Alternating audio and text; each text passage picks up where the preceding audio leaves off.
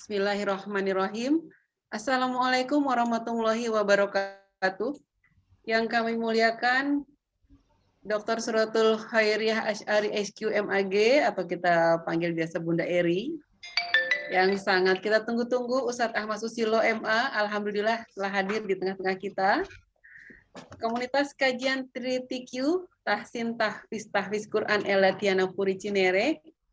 Komunitas Katimus kajian Al-Quran Tahsin Tahfiz dan tafsir tahfiz mancanegara di bawah asuhan Bunda Eri yang kita sayangi, dan seluruh hadirin sekalian yang dirahmati Allah. Alhamdulillah, segala puji bagimu ya Allah, penegak langit dan bumi alam semesta beserta seluruh isinya. Segala puji bagimu ya Allah, Raja seluruh penguasa langit dan bumi, pemancar cahaya langit dan bumi. Karena izinnya jualah, maka pada siang yang cerah ceria ini kita bertemu dan berkumpul di majelis Zumiyah ya yang mulia ini untuk mendengarkan nasihat-nasihat yang baik serta menimba dan menambah ilmu pengetahuan yang insya Allah nanti akan disampaikan oleh guru kita Ustadz Ahmad Susilo MA. Semoga dapat menambah amal solih dan meningkatkan semangat ibadah kita. Selawat serta salam kita limpahkan kepada junjungan kita Nabi besar Muhammad SAW beserta keluarga dan para sahabatnya, para wali, para ulama, para pengikutnya, dan semoga sampai syafaatnya kepada kita di akhirat kelak. Amin ya rabbal alamin. Hadirin, mohon izin saya akan membacakan rundown acara siang ini terlebih dahulu. Pertama mukadimah tadi telah kita lalui. Kemudian dilanjutkan tilawah surat At-Tahrim ayat 10-12 oleh Ustadz Salman SQ sebagai murobi kelas Selasa Maghrib, dan sari tilawah akan disampaikan oleh Ibu Lina Azman sebagai sohibah Katimus Q. Lalu dilanjutkan sambutan dari kandidat Dr. Suratul Khairiyah Asy'ari SQ MAG atau Bunda Eri, dan pemaparan materi oleh Ustadz Ahmad Susilo MA sebagai dai nasional kita. Dilanjutkan tanya jawab, kemudian penutup dan doa. Selanjutnya mari kita dengarkan lantunan ayat Al-Quran surah At-Tahrim ayat 10-12 oleh Ustadz Salman SQ Murabi kelas Selasa Maghrib, dan sari tilawah oleh Ibu Lina Asman Sohibah Katimusku. Ustadz Salman, kami persilahkan. Assalamualaikum warahmatullahi wabarakatuh. Waalaikumsalam warahmatullahi wabarakatuh.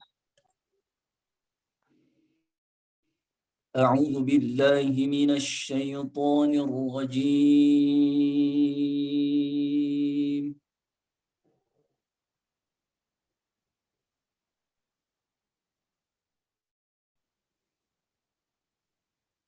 بسم الله الرحمن الرحيم.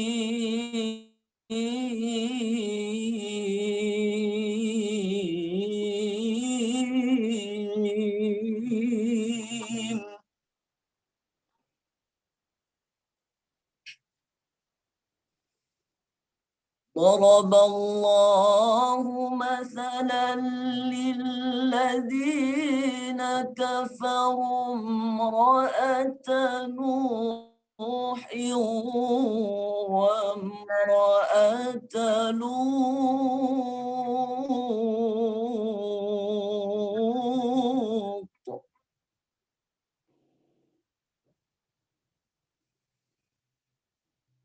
كانتا تحت عبدين من عبادنا صالحين فخانتاهما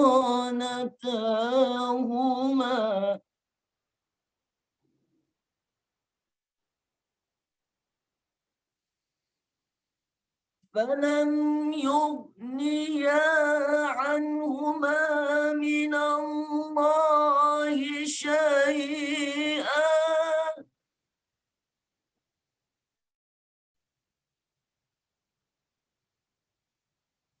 وقيل ادخلا النار مع الداخلين.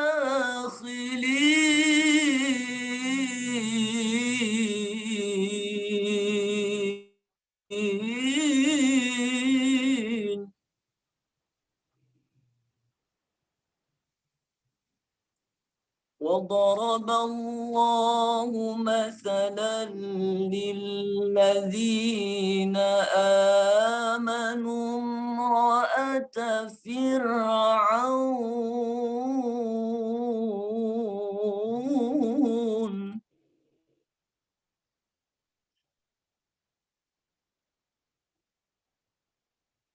إذ قالت رب ابن لي عندك بيتا في الجنة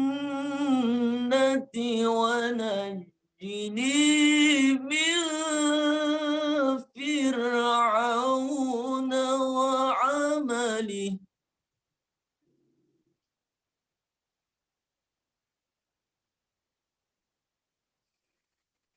ونجني من فرعون وعمله ونجني من القوم الظالمين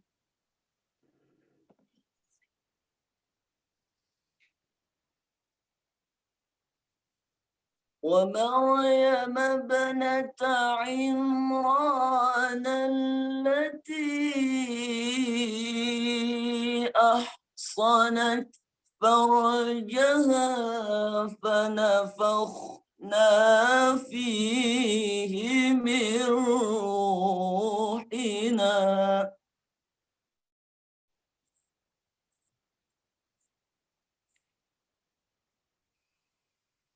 وصدقت بكلمات ربها وكتبه وكانت من القانتين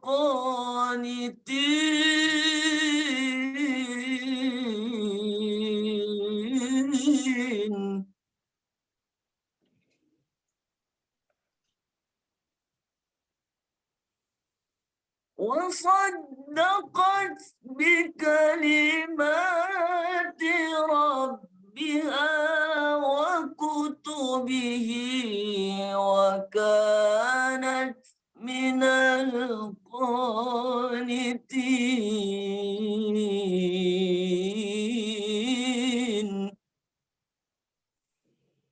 فنفخنا فيه من روحنا وصدقت بكلمات ربها وكتبه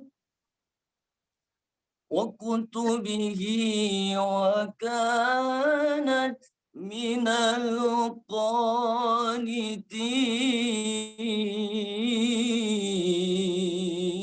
القانتين صدق الله العلي العظيم.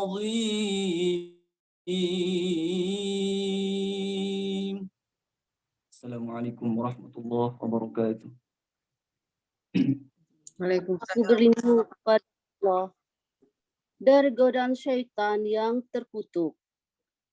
Dengan nama Allah yang Maha Pengasih lagi Maha Penyayang.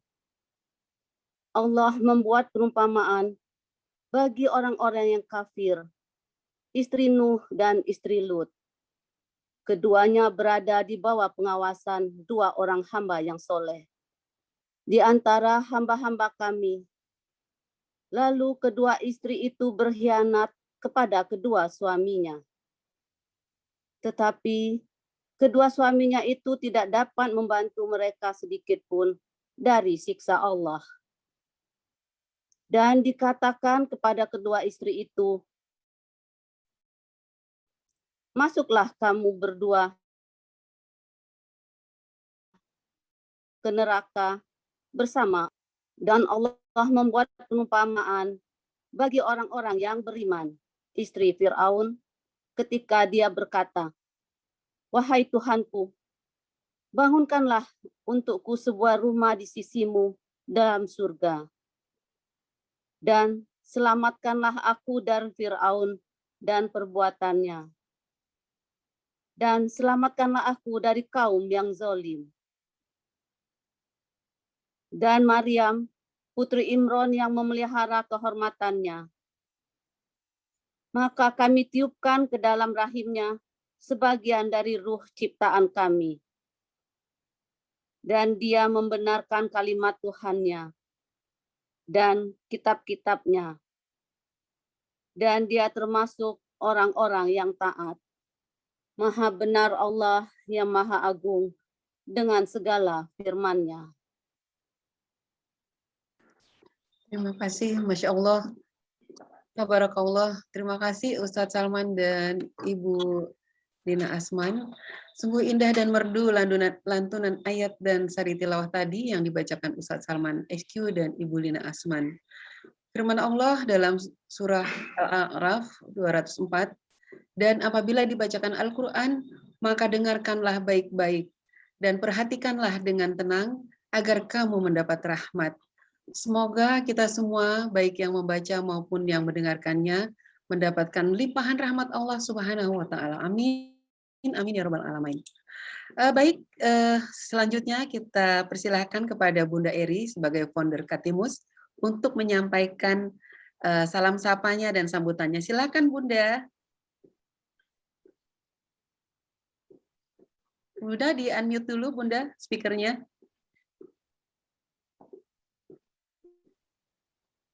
Assalamualaikum warahmatullahi wabarakatuh.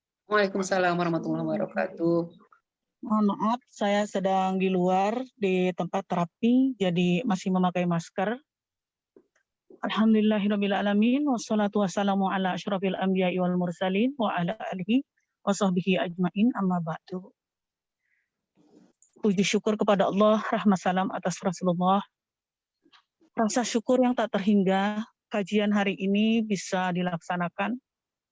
Pertama-tama, saya berterima kasih kepada Ustadzuna Ahmad Susilo yang selalu menerima dan mau diundang oleh kajian kami. Penyelenggara hari ini adalah kajian 3TQ. 3TQ itu singkatan dari tahsin, tahfidz, dan tafsir. Ya. Yang namanya Elatiana dinisbatkan kepada nama ketua. Pada hari ini Ibu Ketua sedang ada di Jogja, tapi mudah-mudahan beliau ada ya di Zoom ini. Ibu Ita Latiana sebagai penggagas. Dan 3TQ ini ada di bawah naungan Katimus Q, Kajian Al-Quran Mancanegara, yang sudah berdiri sejak 2008 offline-nya. Dan online-nya Maret 22, 2020 didirikan oleh para sarjana Al-Quran dari Institut Ilmu Al-Quran dan Perguruan Tinggi Ilmu Al-Quran Jakarta di bawah binaan saya. Tadi saya sempat mendengar ada ibu yang bertanya, mau belajar Quran ini di mana? Apabila dari pengajian-pengajian mengenal Ibu Santi, silahkan minta info ke Ibu Santi Wahyu. Apabila dari mancanegara, silahkan bisa minta informasi kepada Ibu Shinagawa di Jepang. Dan Ibu Tisha hari ini bertugas menggantikan saya. Terima kasih. Beliau juga adalah admin di Katimus Q, ya. Organisasi besarnya bernama Katimus Q, ya. Kajian tahsin, tafsir, tahfidz Quran, Muslimah Quran, El-Makin. Karena di bawah pantauan Pondok Pesantren Tahfidz El-Makin yang telah didirikan oleh para dosen di Institut Ilmu Al-Quran dan Perguruan Tinggi Ilmu Al-Quran Jakarta. Terima kasih semua telah bergabung dari seluruh komunitas kajian yang murid-murid dari Bapak Ustadz Ahmad Susilo. Tadi saya mendengar ya, alhamdulillah banyak yang bergabung di sini. Terima kasih, kita bisa meningkatkan ukhuwah bersama dan membesarkan syiar Islam di mana-mana. Semoga Allah ridho dengan langkah kita. Semoga lancar sinyalnya sampai akhir. Karena beberapa hari ini, seperti kemarin ada kajian histori Quran yang dilaksanakan oleh Katimisku juga. 200 orang mungkin tidak bisa masuk yuk, tapi Allah mudah-mudahan sekarang ini, yassarallahu lana, mudahkan kita semua, agar kita bisa mendengar dan menimba ilmu dari Ustadz kita semua yang setiap hari ilmunya kita tunggu-tunggu. Untuk tidak berpanjang kalam, sekali lagi, jazakumullah khair. Wassalamualaikum warahmatullahi wabarakatuh. Waalaikumsalam warahmatullahi wabarakatuh. Jazakallah khair Bunda Eri. Tersayang, Masya Allah ya. Saya hari ini mendapat kehormatan dari Bunda untuk menggantikan beliau sebagai moderator. Terima kasih Bunda untuk kepercayaannya. Baik, kita sekarang akan melanjutkan ke acara puncak. Baik hadirin sekalian yang dirahmati Allah, kita akan mendengarkan paparan materi dari Ustadz Ahmad Susilo MA. Beliau adalah dai nasional. Kali ini mengusung tema yang sangat penting diketahui oleh kita semua, seluruh kaum perempuan, baik remaja dan dewasa, yaitu bagaimana cara menjadi muslimah penjaga kehormatan dan cerdas di era modern. Masya Allah ya. Kami persilakan Ustadz Ahmad Susilo MA untuk menyampaikan paparannya. Silakan Ustadz. Jazakillahi khairan Bismillah. Assalamualaikum warahmatullahi wabarakatuh. Waalaikumsalam warahmatullahi wabarakatuh. Alhamdulillahi rabbil alamin. Hamdan kathiran tayyiban mubarakan fih kama yuhibbu rabbuna wa yarda. Ashhadu an la ilaha illallah wahdahu la syarika lah wa anna Muhammadan abduhu wa rasuluhu la nabiyya ba'da. Allahumma salli wa sallim wa barik ala Muhammadin wa ala alihi wa ashabihi ajma'in wa man tabi'ahum bi ihsan ila yaumiddin amma ba'd. Ya ayyuhalladzina amanu taqullaha haqqa tuqatih wa la tamutunna illa wa antum muslimun. Ma'asyiral muslimat rahimani wa rahimakumullah. Ibu jamaah Masjid Taklim Katim Muskyu dan juga Tritiq yang semoga dirahmati Allah, dan para jamaah yang ikut bergabung pada kajian kita di siang hari ini. Alhamdulillah, mari kita senantiasa panjatkan puji dan syukur kita kehadirat Allah Rabbul Alamin. Semoga Allah Subhanahu wa Ta'ala senantiasa melimpahkan rahmat dan barokahnya bagi kita, mencurahkan hidayahnya untuk kita. Semoga kita semua insya Allah tetap istiqamah di atas iman dan takwa, istiqamah di atas jalan yang hak, dan kelak semoga ketika Allah wafatkan kita, kita diwafatkan dalam keadaan husnul khatimah. Salawat serta salam semoga terlimpahkan, tercurahkan kepada Nabi kita Rasulullah Muhammad sallallahu alaihi wasallam. Semoga tercurah kepada seluruh keluarga, sahabat, dan seluruh pengikutnya hingga yaumil akhir. Baik, Ibu jamaah sekalian, boleh jadi yang hadir di sini mungkin ada bapak-bapak yang bisa bergabung, tidak mengapa. Meskipun kalau kita lihat temanya, saya diminta menyampaikan tema tentang cara menjadi muslimah penjaga kehormatan dan cerdas di era modern. Seakan-akan kajian ini hanya untuk para muslimah. Sebetulnya tidak. Silahkan Bapak ikut bergabung, bisa sampaikan nanti menjadi ilmu untuk bekal disampaikan kepada pasangan, kepada anak-anak wanitanya. Bagaimana cara kita menjadi muslimah penjaga kehormatan dan cara menjadi muslimah yang cerdas di era modern?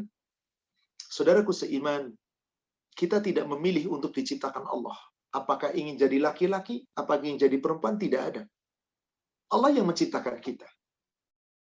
Meskipun di era modern ini seorang pasangan suami istri bisa menentukan pengen punya laki-laki dengan teknologi begini caranya, pengen punya anak perempuan dengan teknologi begini caranya. Setelah di dunia modern dengan kecerdasan manusia, bolehkah? Tidak ada masalah urusan dunia. Tapi yang harus kita yakini, kenapa saya laki-laki, kenapa saya perempuan? Yakini dulu, yang menetapkan ini Allah. Sebagai mukhodimah, mari kita buka surat Asy-Syura, surat 42, ayat 49 dan ayat 50. Allah Subhanahu wa Ta'ala berfirman, A'udzu billahi minasyaitonir rajim. Lillahi mulkus samawati wal ard.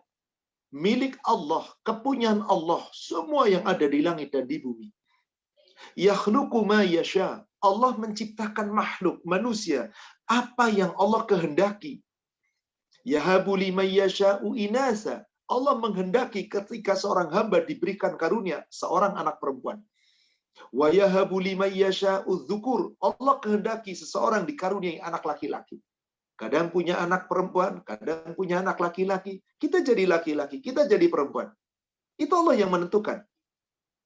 Artinya apa? Yang menentukan jenis kelamin itu bukan kita. Allah sudah, jangan iri satu sama lain, jangan saling membedakan satu sama lain. Ada kesamaan, tapi ingat, ada perbedaan yang sudah Allah tetapkan. Yang disamakan oleh Allah sama, yang dibedakan oleh Allah beda. Jangan kita ingin mempersamakan apapun namanya.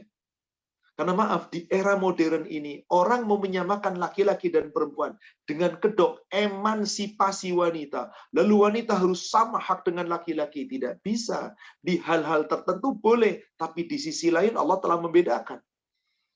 Au yuzawijuhum dzukronan wa inasa. Terkadang Allah berikan manusia itu keturunan laki-laki dan perempuan. Diberikan oleh Allah. Bahkan maaf, wa yaj'alu may yasha'u aqima. Terkadang Allah jadikan ada wanita yang mandul, yang tidak punya keturunan. Allah innahu alimun qadir. Allah Maha Kuasa. Allah Maha mengetahui dan Allah Maha Kuasa. Apa artinya di sini? Yakinilah dulu, jenis kelamin itu bukan keinginan kita. Jenis kelamin itu Allah yang menentukan. Tapi yang perlu dicatat, wahai para wanita, laki-laki dengan wanita Allah takdirkan tidak sama. Itu dulu tolong kita pahami. Maka cara menjaga kehormatannya laki-laki dengan cara menjaga kehormatannya wanita berbeda. Karena Allah ciptakan berbeda. Betulkah laki-laki dan wanita itu berbeda? Coba kita buka ayat. Surat Ali Imran.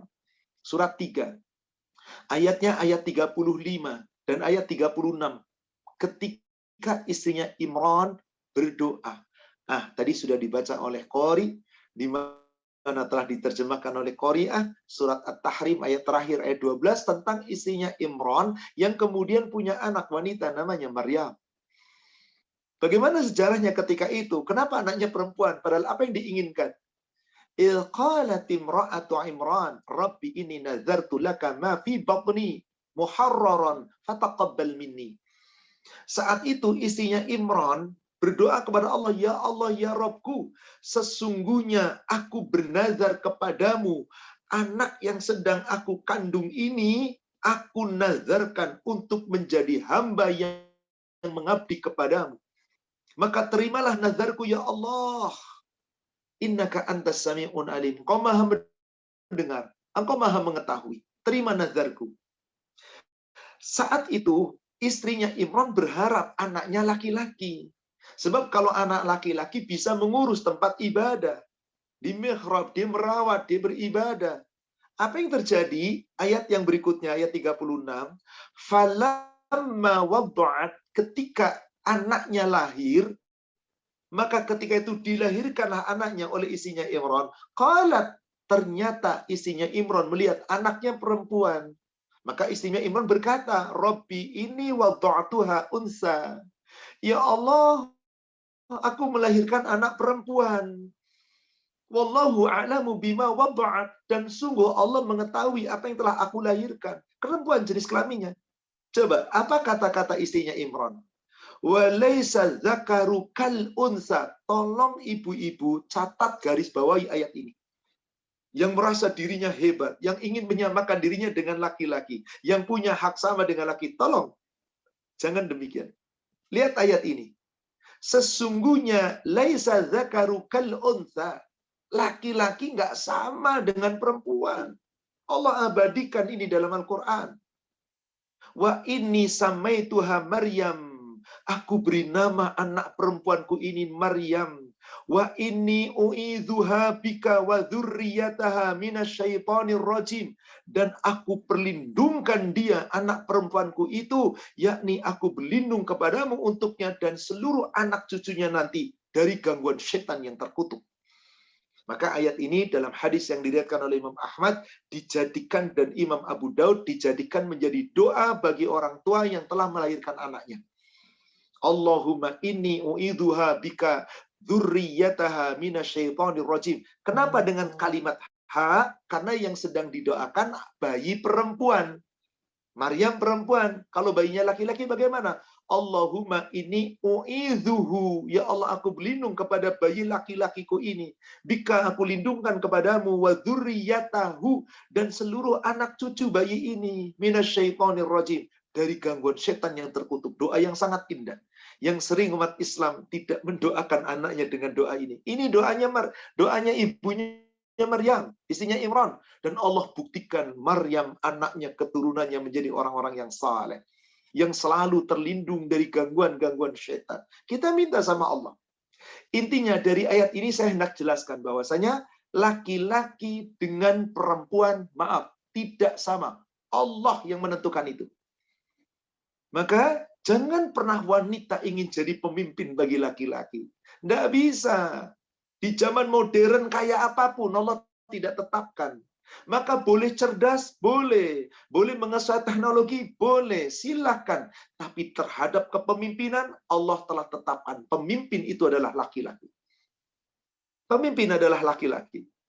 Allah sebutkan di dalam Al-Quran, yakni An-Nisa ayat ke-34. Di ayat itu tegas sekali di awal ayat. Ar-rijalu qawwamuna 'alan nisa. Laki-laki itu adalah qawwam, penegak, pemimpin, pengurus, pelindung, qawwam, yang menegakkan, pendidik, dan bermacam-macam makna di sana. Untuk para wanita. Kenapa? Bima faddalallahu ba'dahum 'ala ba'din.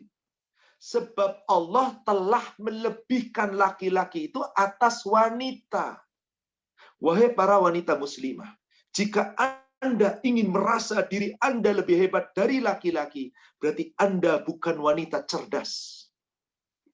Ingat tema kita, menjadi wanita yang menjaga kehormatan dan wanita yang cerdas di era modern. Cerdas menurut siapa? Cerdas menurut akal manusia atau cerdas menurut Allah dan Rasul-Nya? Ini yang harus kita lakukan. Jangan sampai kita salah dalam menentukan. Boleh ingin menyamakan, tapi ada batasan-batasan.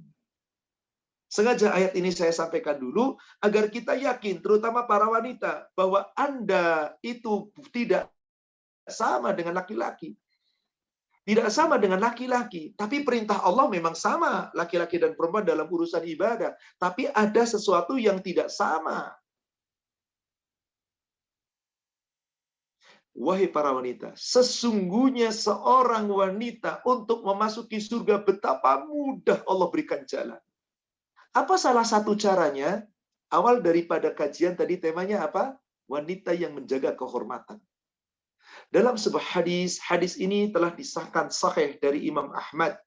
Dan hadis ini telah bersumber dari seorang sahabat yang bernama Abdurrahman bin Auf. Abdurrahman bin Auf mendengar qala Rasulullah sallallahu alaihi wasallam. Telah bersabda Rasulullah sallallahu alaihi wasallam, "Idza shallatul mar'atu khamsaha." Apabila seorang wanita telah melaksanakan sholatnya yang 5 waktu, dijaga betul-betul sholat wajib. Wasamat syahroha, dan berpuasa di bulan Ramadan 1 bulan itu dijaga baik-baik puasanya.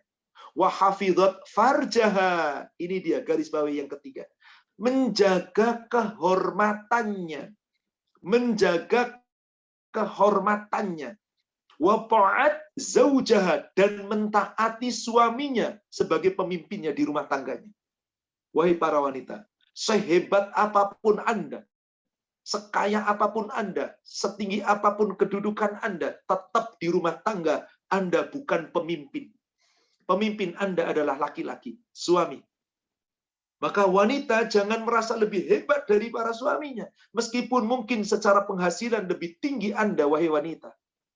Karena dikatakan hadisnya, seorang wanita yang sholat 5 waktu dijaga dengan baik, saum Ramadan dijaga dengan baik, kehormatannya dijaga bukan untuk laki-laki lain, tapi hanya untuk suaminya. Jaga semua auratnya dengan baik. Jaga kehormatannya dengan baik-baik. Maka kalau sudah seperti itu, dia kemudian taat sama suaminya, qila laha.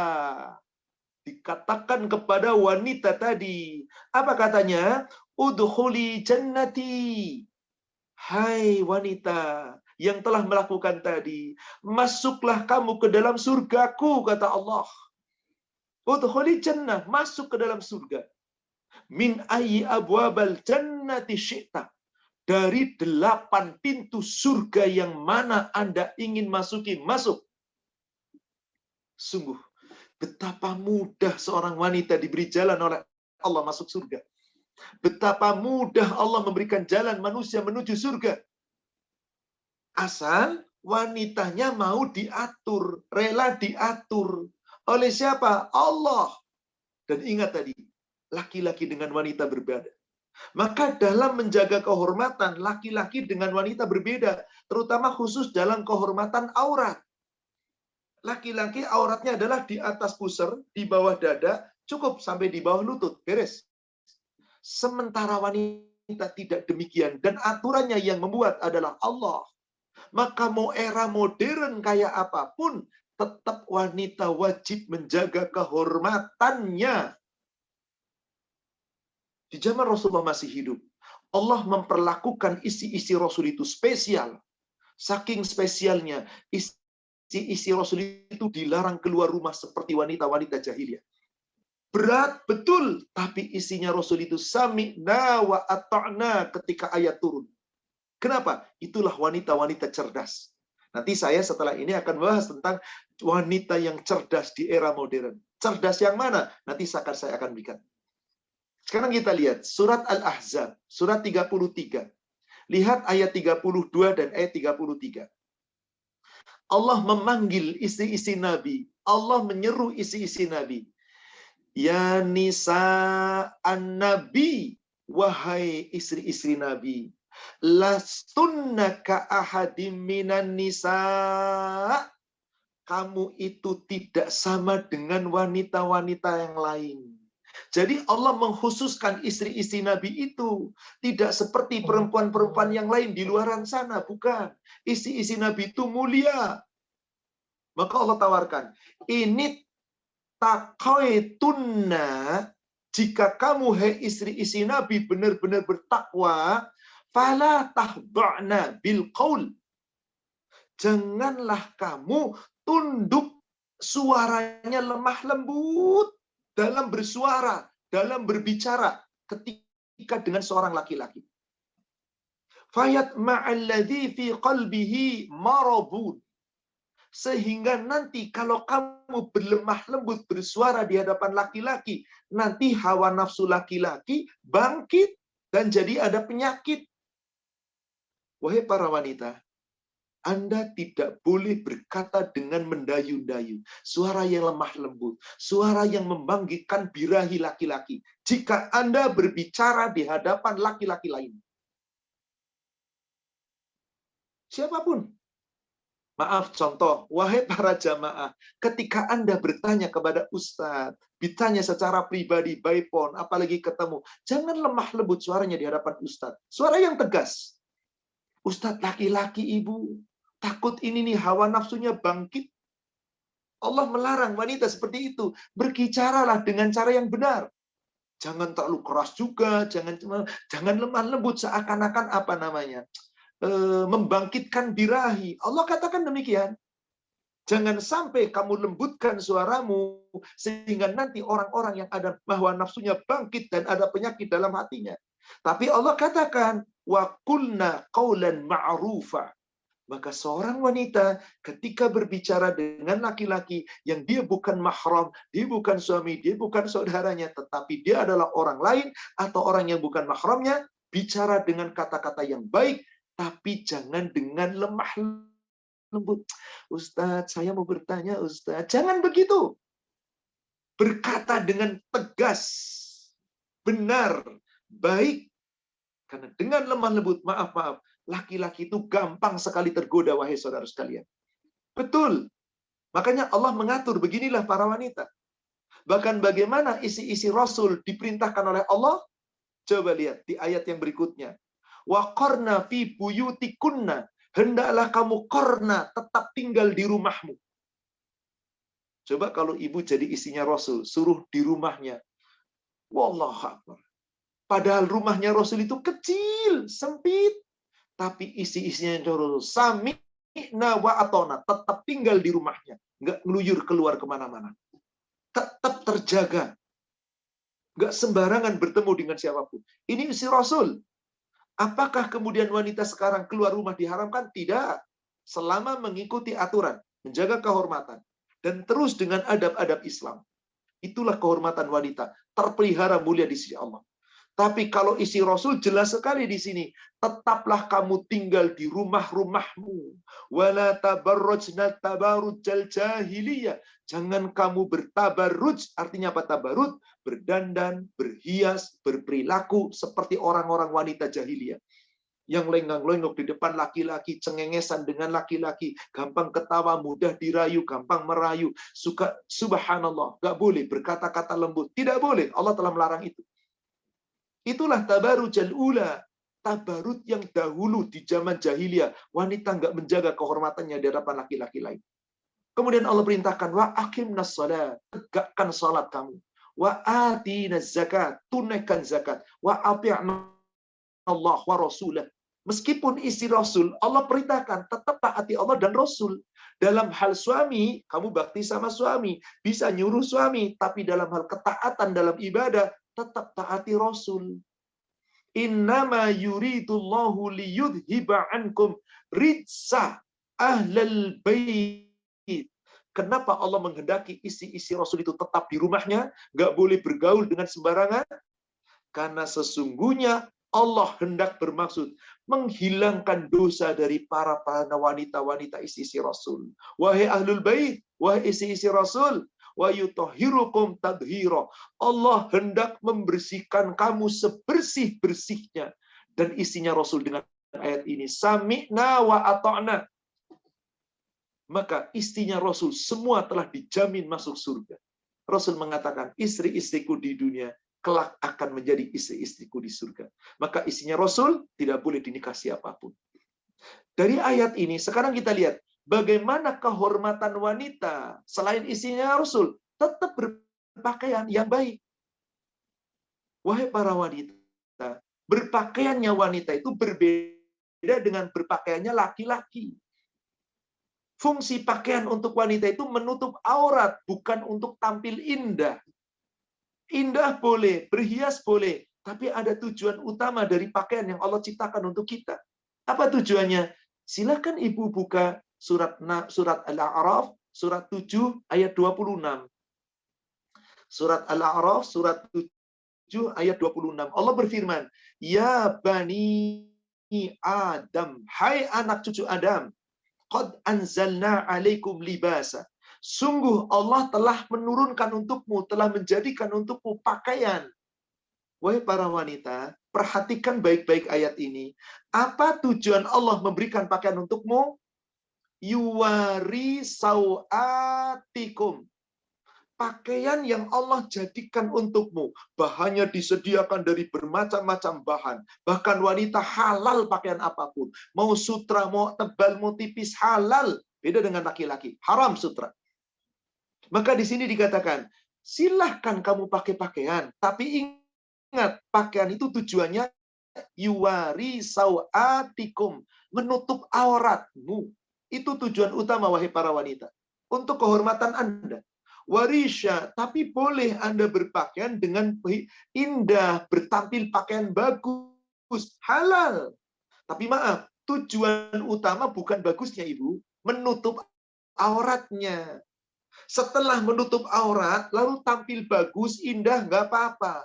Tapi kalau Anda lebih mementingkan keindahannya, aurat Anda tidak tertutup, hati-hati. Anda bukan wanita yang menjaga kehormatan. Nanti jangan-jangan Allah menilai begitu. Karena Allah katakan demikian. Maka Allah katakan di ujung ayatnya, walibasut taqwa dzalika khair. Pakaian wanita takwa itu yang paling baik. Yakni pakaian wanita yang menutup auratnya. Seluruh tubuhnya tertutup. Kecuali yang biasa nampak. Nanti saya sebutkan ayatnya.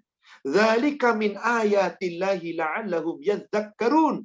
Itu loh, hai para wanita, sebagian dari ayat Allah, aturan Allah, hukum Allah.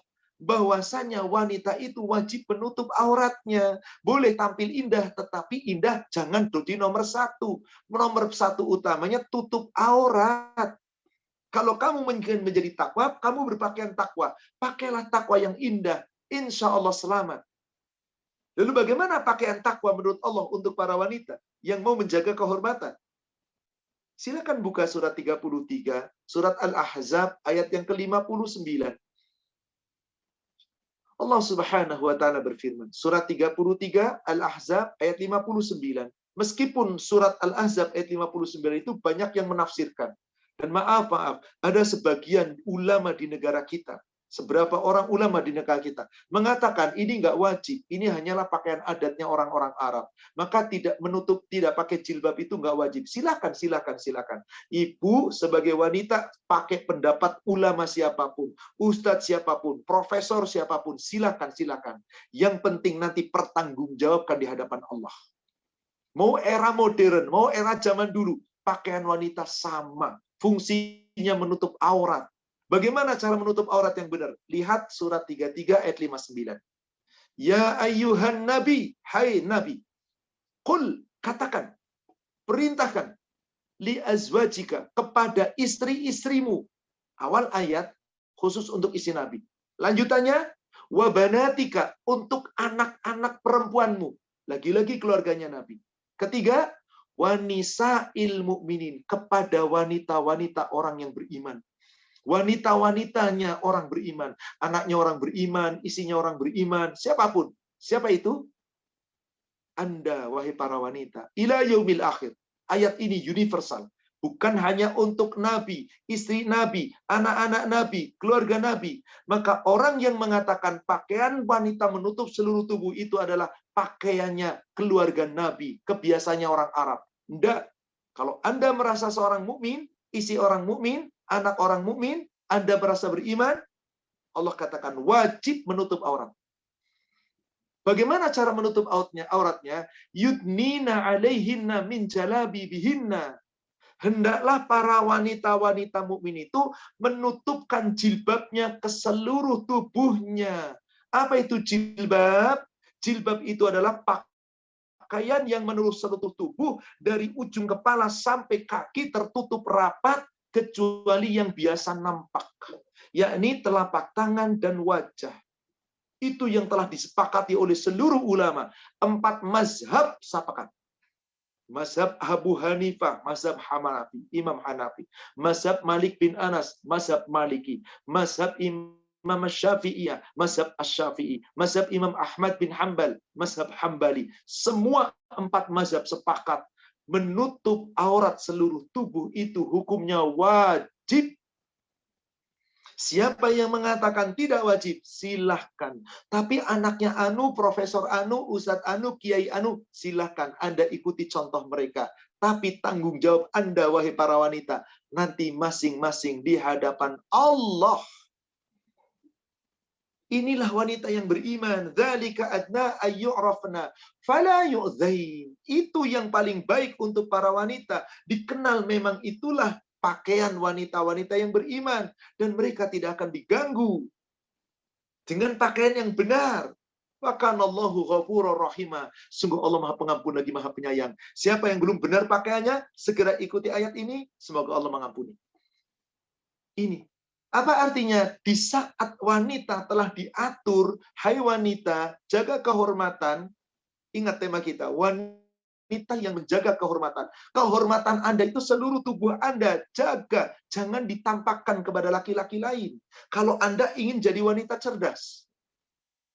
Kalau Anda betul-betul ingin masuk surga, 8 pintu surga yang mana? Anda pun, silakan. Karena ciri wanita yang saleh adalah yang menjaga kehormatannya. Ciri wanita saleh yang menjaga kehormatannya. Sebagaimana yang Allah sebutkan tadi. Saya baru baca An-Nisa ayat 34 di bagian awal. Tapi ketika disambung ayatnya, dikatakan, fal solihat. Adapun wanita-wanita yang saleh adalah qanitatun hafizatun lil ghaib.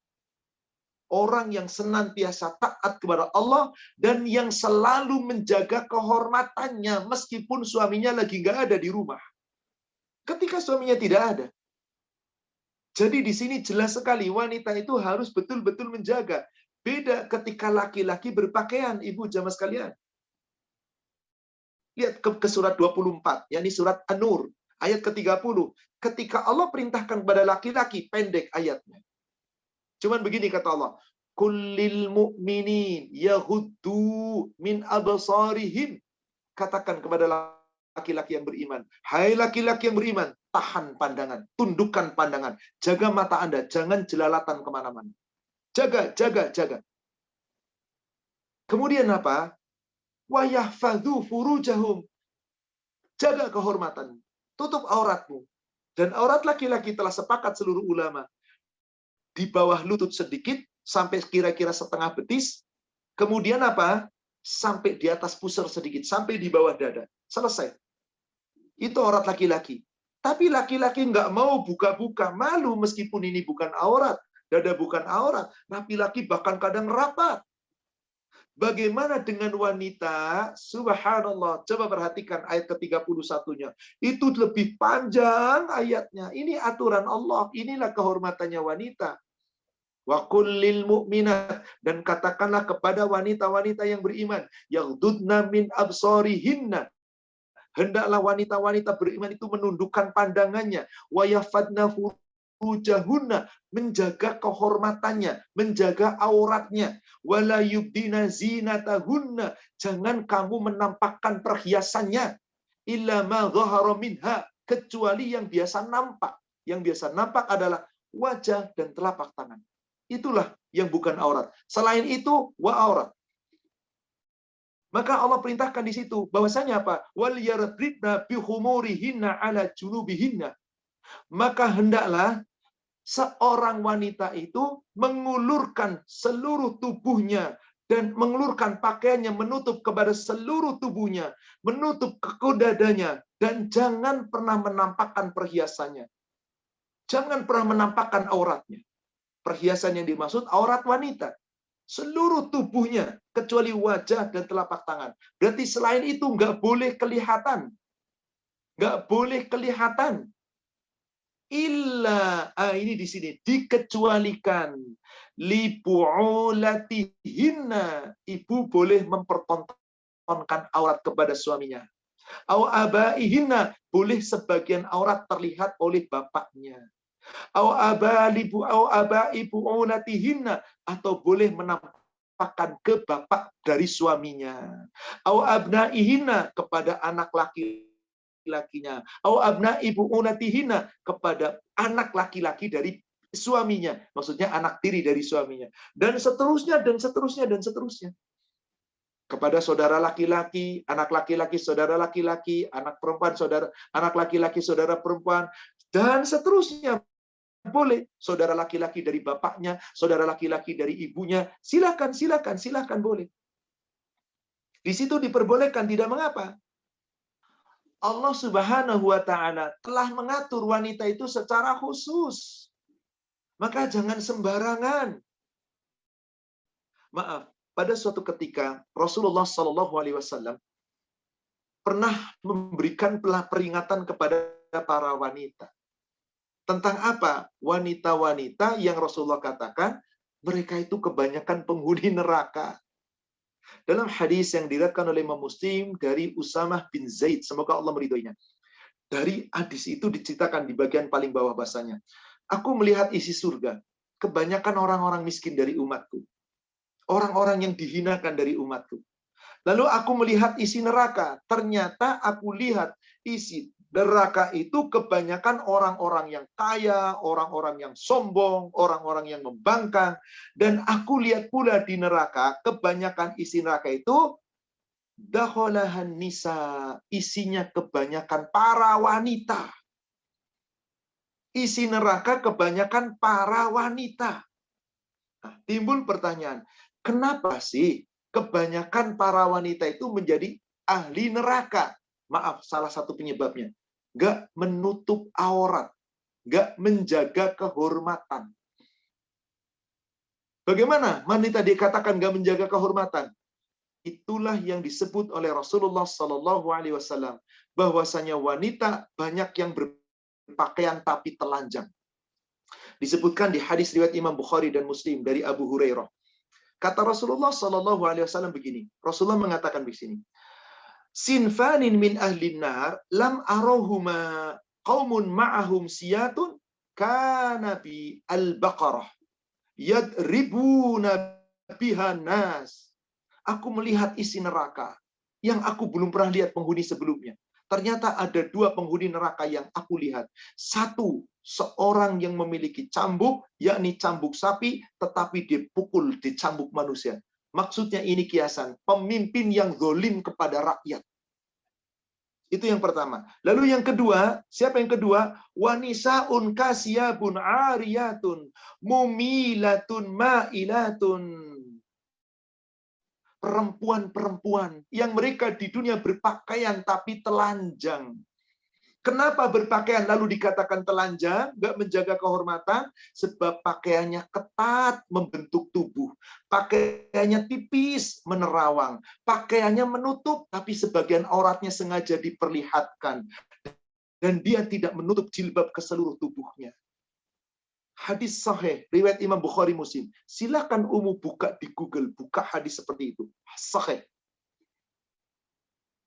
Berarti ini sebuah aturan yang nggak boleh dilanggar, saudaraku sekalian.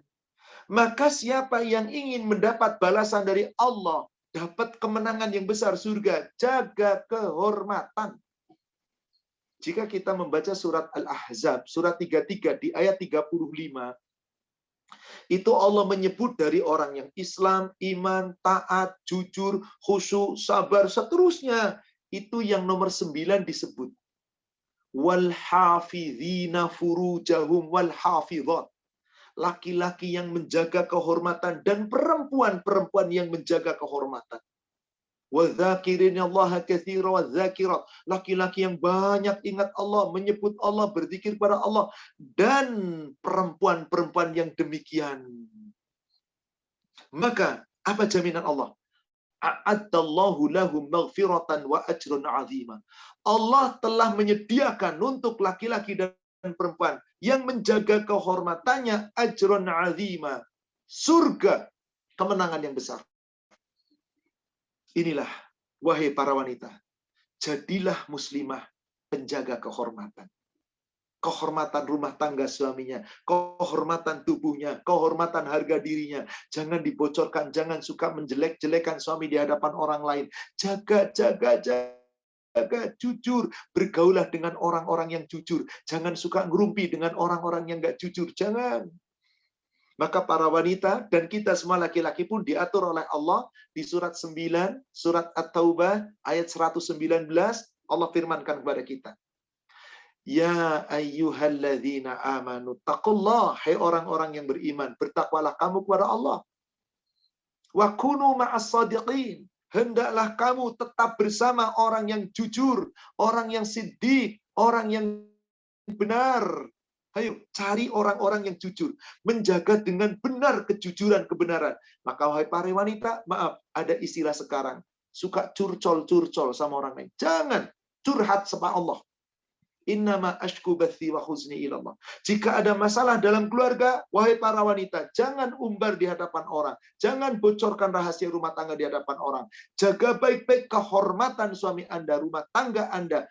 Jangan pernah bicara, kecuali bicaralah dulu dengan suami. Kalau masalah itu tidak terselesaikan, silahkan Anda bisa meminta nasihat kepada orang yang terpercaya. Itulah pentingnya seorang wanita menjaga kehormatan. Baik, saya lanjutkan sekarang. Yang keduanya, cerdas di era modern. Baik, Bapak Ibu, saya akan tanya dulu nih. Kira-kira menurut Ibu cerdas itu seperti apa? Kira-kira menurut Bapak cerdas itu seperti apa? Thomas Alva Edison, cerdas menciptakan lampu. Oke. Albert Einstein, cerdas menciptakan teori tentang apa? Relativitas. Oke. Siapapun bisa benar pesawat ulang-alik, bisa ini, bisa itu. Oke. B.J. Habibie cerdas bisa membuat pesawat. Oke. Itu cerdas menurut manusia. Pernahkah di antara hadirin Bapak Ibu yang membaca tulisan terakhir Profesor Dr. Ing B.J. Habibie sebelum beliau wafat, setelah beliau ditinggal oleh istrinya? Apa tulisan yang panjang yang tersebar? Satu penyesalan. Jika aku diberi kesempatan kembali muda demi Allah, aku lebih memilih belajar ilmu agama. Aku punya ilmu segala-galanya. Aku bisa menciptakan pesawat dan aku dihargai di masa tuaku. Untuk ketemu anak saja susah. Anaknya pada di luar negeri.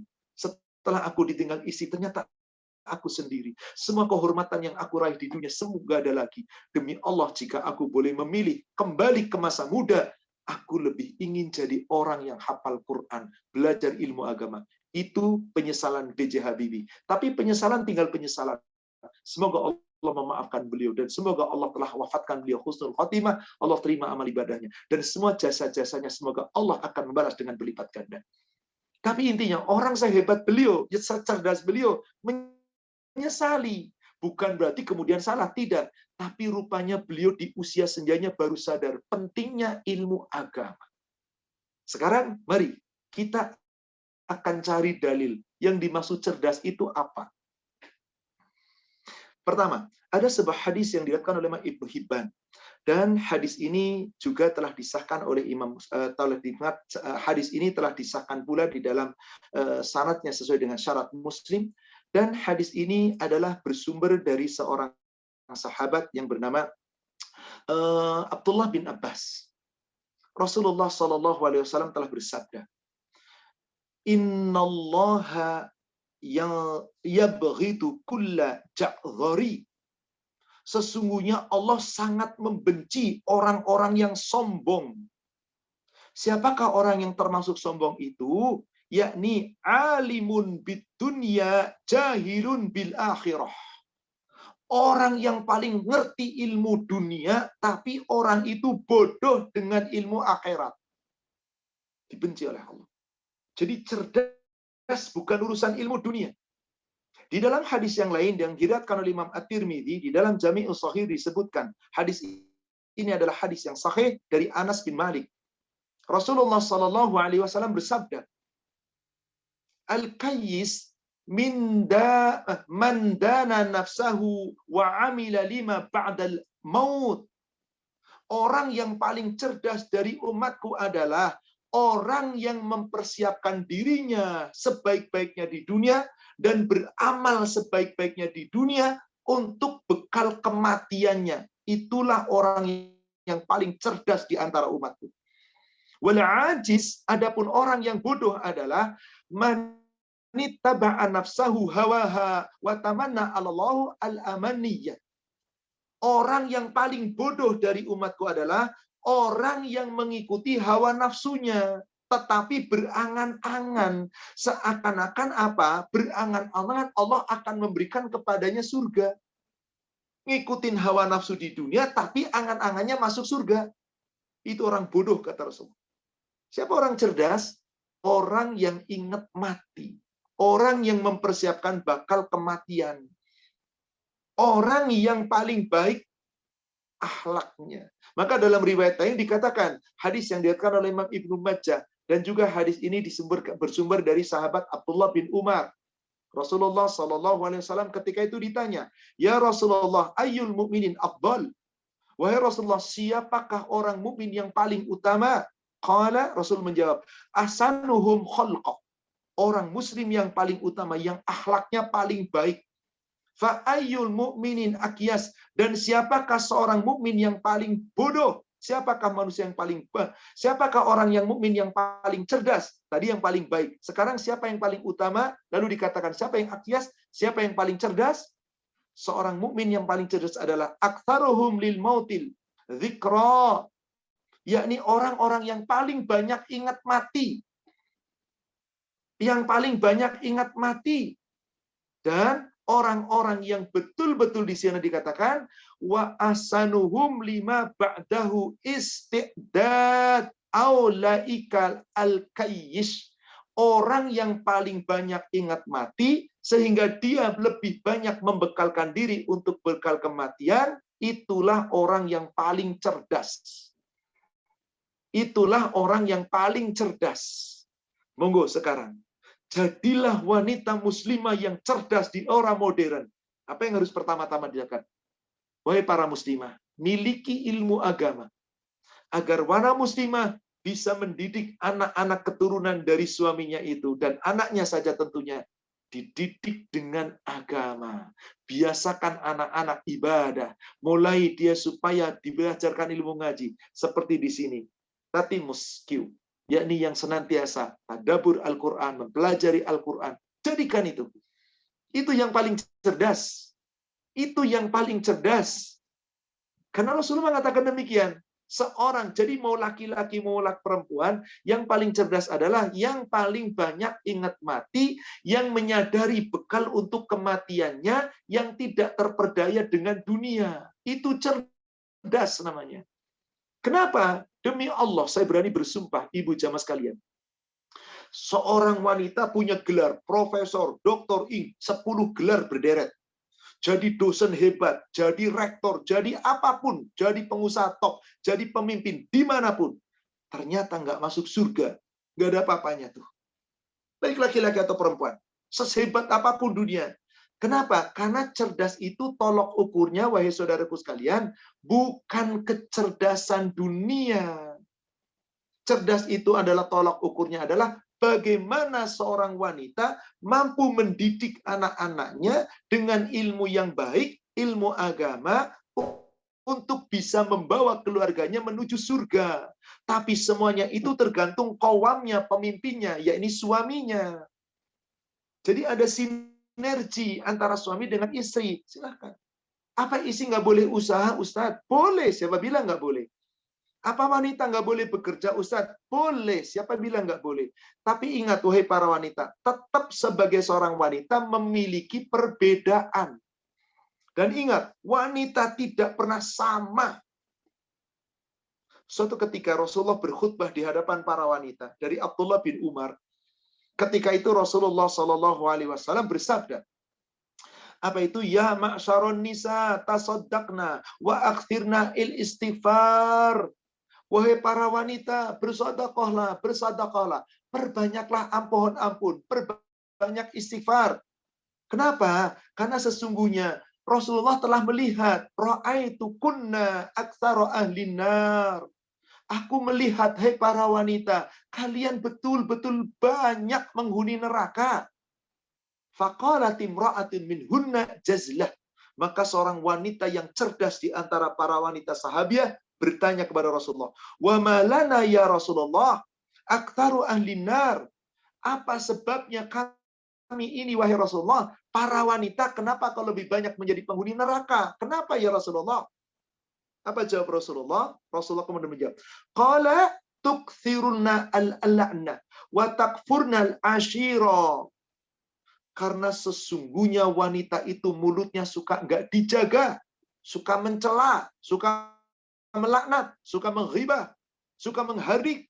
Dan wanita itu suka memaki-maki. Dan banyak wanita tidak bersyukur atas pemberian suami. Suka memungkiri jasa suaminya. Maka sungguh, wa ma ra'aitu min naqisati aqlin wa dinin aghlaba lidzil lubiyyin min kunna. Sungguh aku tidak pernah melihat orang yang kurang akal dan kurang agamanya selain daripada kalian, wahai para wanita. Loh, kok kurang akal? Kok kurang agama? Apakah gila? Apakah nggak waras? Apa yang kurang di agama? Apakah nggak sempurna? Maka wanita yang cerdas tadi berkata lagi, alladzi lubbi min kunna qalat. Wanita yang cerdas tadi bertanya lagi kepada Rasulullah, "Ya Rasulullah, wa ma nuqsanul aqli wad dini?" Ya Rasulullah, apa yang dimaksud kami kurang akal? Apa yang dimaksud kami kurang sempurna agamanya? Maka Rasulullah menjawab, "Amma nuqsanul aqli." Adapun wanita itu kurang akal, fa syahadatum ra'atain tu'id lu syahadatar rajul. Seorang laki-laki bersumpah saksi cukup 1 orang. Sementara wanita harus 2 orang. Tanda akal wanita tidak sebanding dengan akal laki-laki. Allah tetapkan laki-laki jadi saksi cukup 1. Perempuan jadi saksi harus 2. Sebagaimana Allah tetapkan waris bagi laki-laki 2 bagian. Waris bagi wanita 1 bagian. Dan ini hukum Allah. Jangan dikotak-katik. Inilah tanda wanita itu kurang. Maksudnya apa? Akal wanita itu mau secerdas apapun tetap di hadapan Allah tidak bisa menjadi saksi. Kalau sendiri harus 2. Laki-laki cukup 1. 1. Ini subhanallah. Demikian. Kemudian, apa yang dimaksud wanita itu kurang agama? Kata Rasulullah. Apa sih yang dimaksud kurang agama? Bukankah kamu, hai wanita, tidak pernah bisa puasa sebulan penuh?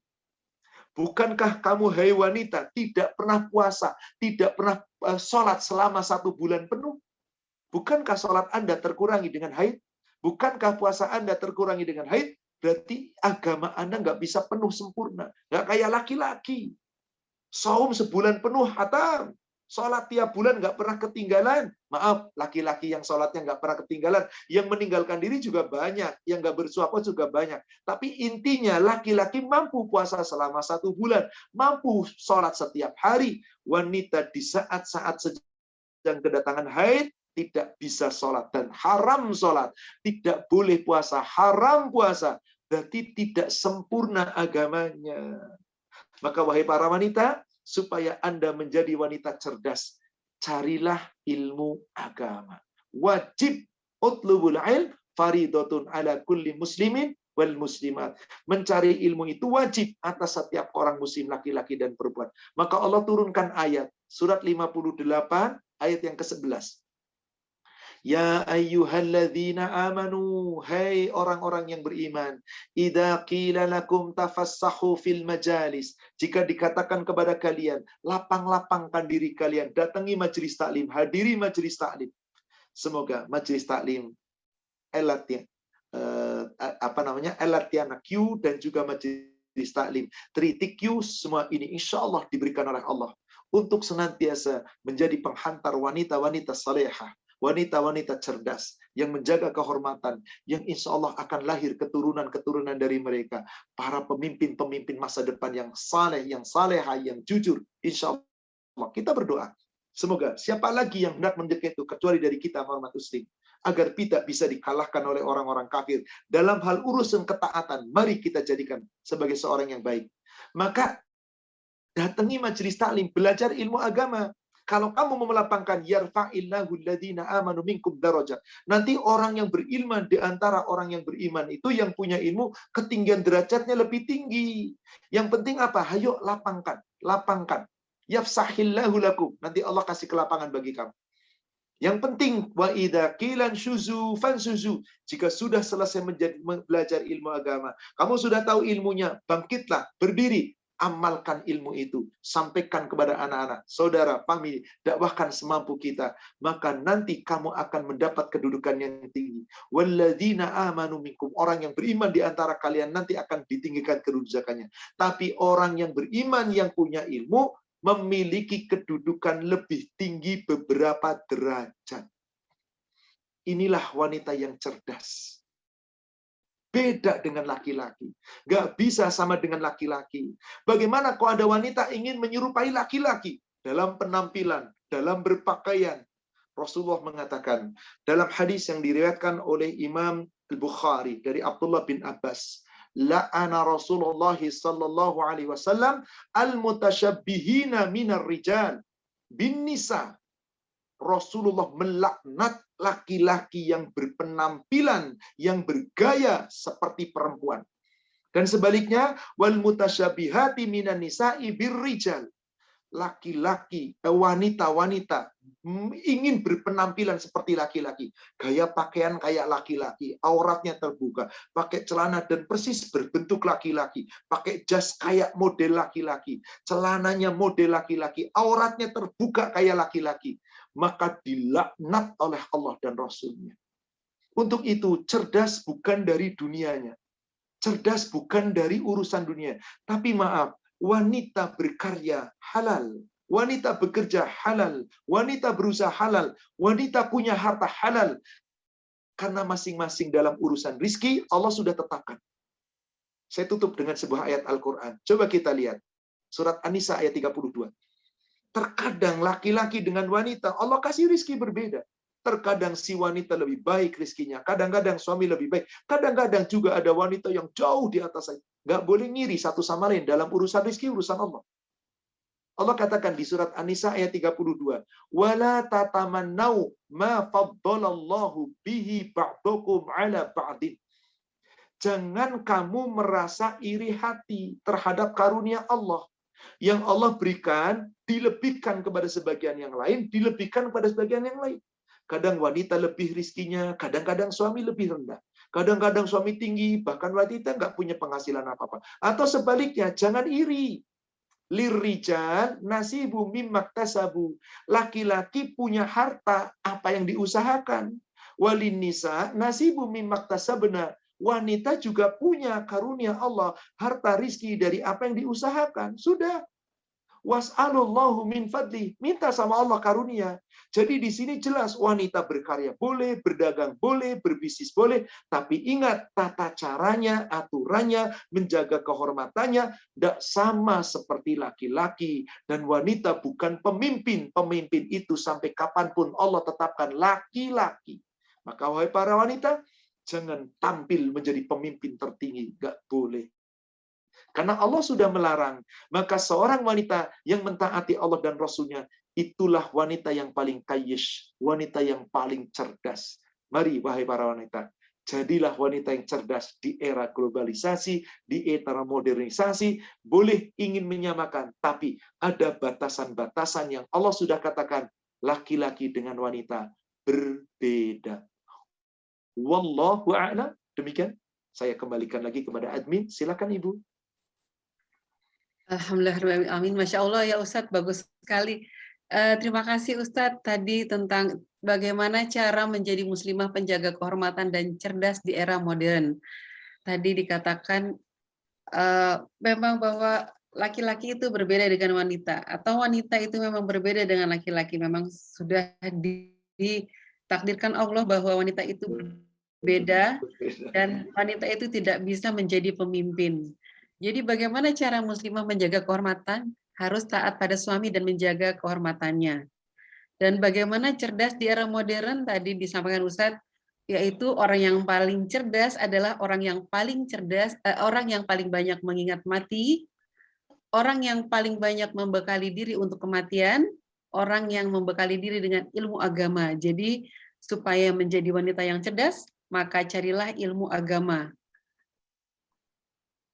Baik, tadi juga bagaimana tolak ukur kecerdasan wanita, yaitu yang bisa mendidik anak-anaknya untuk menuju ke surga. Masya Allah ya, mudah-mudahan kita semua para wanita yang hadir di sini semua aja pandai mendidik anak-anaknya untuk membawa ke surga. Amin ya rabbal alamin.